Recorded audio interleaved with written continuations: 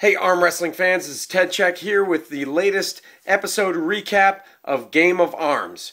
And this week we had the Sacramento Arm Benders hosting the Kansas City Rolling Thunder. And as we've come to expect with these shows, we've got we find out a little bit more about the guys, some of the guys that are on the teams and their personal lives. Kenny Hughes, for example.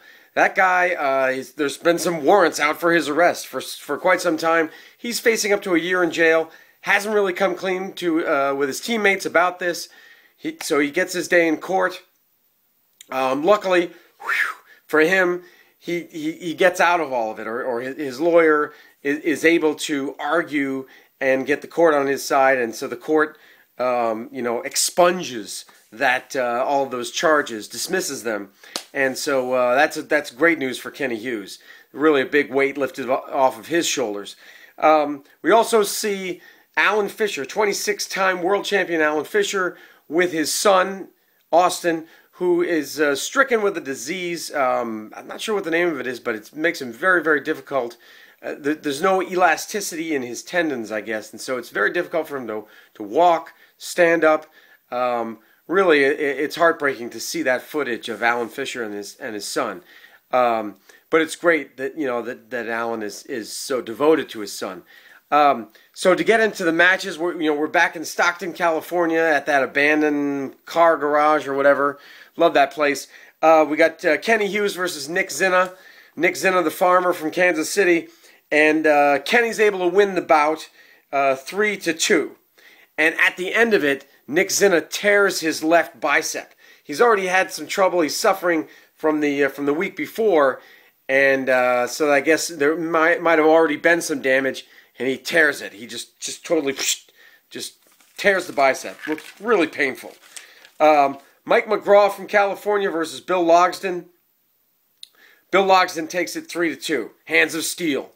Then we get Tom Nelson. He falls to Don Underwood 3-0. I mean, just Don Underwood, man. I want to see that guy against Travis Bagent, because Don Underwood is really devastating, man. Huge. His arms are like the width of my head.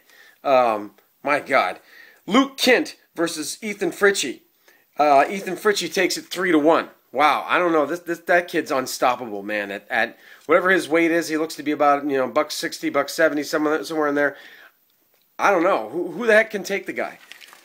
Finally, we get down to the main event, Alan Fisher versus Cobra Rhodes. Now, these guys have a long history together. They've been battling for years, back more than 20 years, back to the mid-'80s. And Cobra had said that when he first started battling Fisher, he had the upper hand, and now it seems the tide has turned. Even though there's a good 10 years between them. Fisher's about 10 years older than Rhodes, but I guess Cobra had suffered. He had suffered some injuries in a car accident, and he says ever since that time, seems like Fisher's been able to beat him fairly consistently. Then we're just about ready to arm wrestle, and lo and behold, there is Austin, Alan Fisher's son. And he actually makes an appearance. He's like, "Hey, Dad, I'm here for you," which is really great.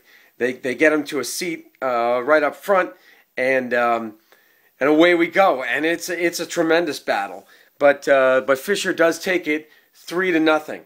Matter of fact, I thought it was awesome. One of the times they lock up, they miss, the grip comes loose, and Fisher basically just uses his wrist and his forearm to power Rhodes down. It was just, I was like, I haven't seen that yet, and it was awesome to see, just that sheer power.